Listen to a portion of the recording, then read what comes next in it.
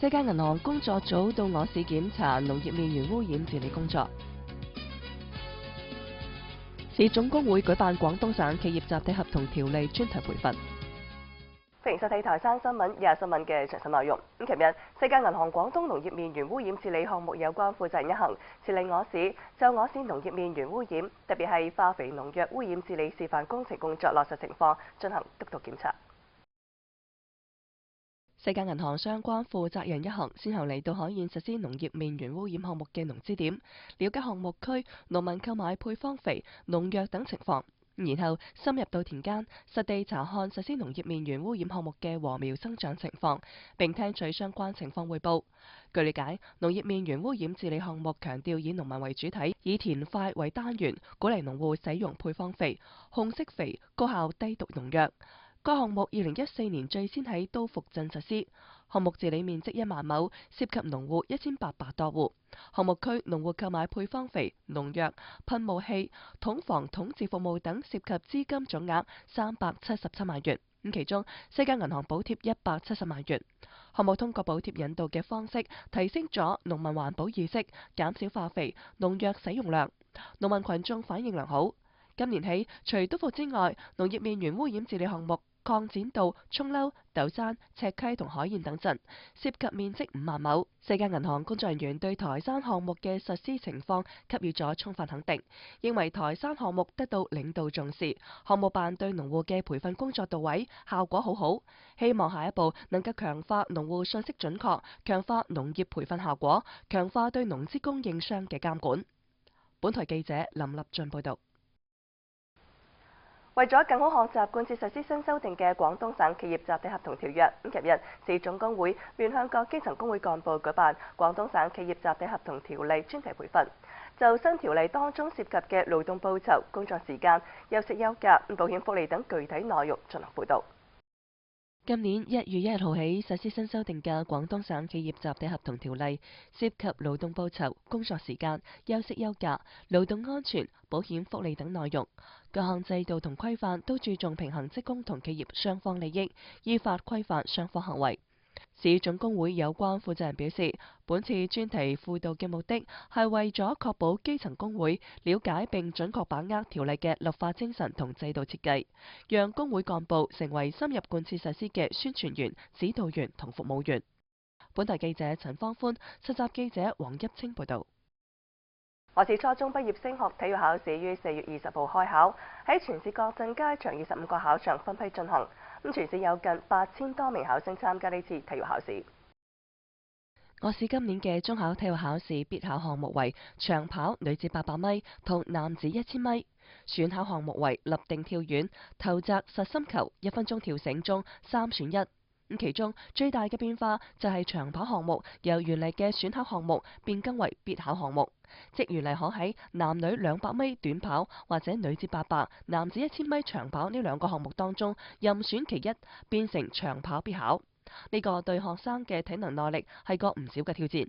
考試成績由體育考試項目成績40分同國家學生體質健康標準測試成績10分兩個部分組成，總分為50分，計入中考總成績。小五同學係學業中學初3嘅一名考生，呢次體育考試佢選擇咗800米同立定跳遠兩個項目。佢話由於考試當日風比較大，跑起嚟比平時要困難得多。不過佢話自己嘅立定跳遠跳出咗好成績，比平時跳得遠2米3幾嘅成績已經達到115分嘅高分。跳遠和800米，跳遠咯，比之前要遠很多。之前是2米1左右，今天是2米26。據了解，為進一步落實健康第一嘅指導思想，全面推進素質教育，完善學業畢業升學體育考試制度，切實提高廣大青少年學生嘅體質健康水平。我市計劃分別建設校級游泳場，為下一步增加游泳1分鐘仰臥起坐、半場來回運球上籃、足球25米、繞桿運球等體育考試項目打好基礎。本台記者張志強報道。距離330樓市新政落地即將滿月，記者就幫我市多家樓盤感受最深嘅就係樓市小陽春嘅到嚟。唔少樓盤都喺度密鑼緊鼓咁籌劃即將到嚟嘅5·1銷售小高峰。今年以嚟，國家出台一系列嘅樓市調控新政，助力樓市健康發展。雖然我市屬於3、4線城市，新政影響比大中城市滯後，但係由市區多個樓盤反映嘅情況嚟睇，剛需型同改善型客戶已經加快入場步伐。每到週末，前嚟諮詢睇房嘅顧客增幅都有3到4成。這個新政出來之後，其實呢，我們這半個多月來，每個天的來訪量，特別是禮拜六、禮拜天呢，來訪量呢比以前呢有30%到40%的這個增幅。我們開盤當天已經進銷了我們 A8 這一棟，總共是140套，我們進銷了9成。那在未來來說呢，我們推出的房源呢，主要是 A2跟 A3棟。而每年嘅5·1節都係春節後嘅第一個樓市銷售小高峰，為咗搶灘樓市新政出台後嘅第一波銷售高峰，唔少樓盤亦都紛紛計劃推出5·1價格優惠，通過舉辦小車抽獎、機器人展示、廣場舞比賽同主題親子活動等，吸引潛在客戶群。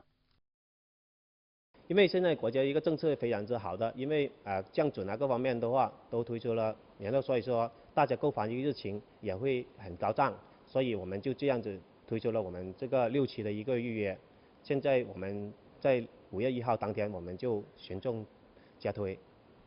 業內人士分析，隨住地方樓市新政配套嘅落實，以及目前火爆嘅股市回歸正常之後，樓市將更趨於健康穩步發展。而記者亦都了解到，目前唔少嘅超市同影視城亦都紛紛選擇落戶我市一啲樓盤，其中仲有沃爾瑪同橫店影視城嘅高端群體入住，完善咗商住小區嘅配套。新政是出台了，地方的這個實施的細則呢沒有出來。可能現在我好都是看的人多，落定的呢可能就是相對少一些，不過是如果環比來講呢，同3月份來比呢，我們的這個相信都有20-30%的增幅。本台記者張志強、張玉報道。下面請睇簡述。近日，市水務局聯合台城街道市自來水有限公司組成台城地區自備水源用水情況檢查小組，對台城地區範圍內涉及使用自備水源嘅單位進行專項檢查，重點檢查各單位自備水源用水指標嘅落實情況，對無證建設嘅自備水源一律清理取締，對高耗水行業嘅用水情況進行跟蹤檢查。成個活動將持續1個月。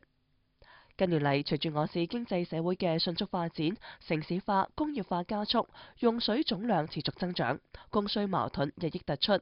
我市水資源面臨嘅形勢日益嚴峻。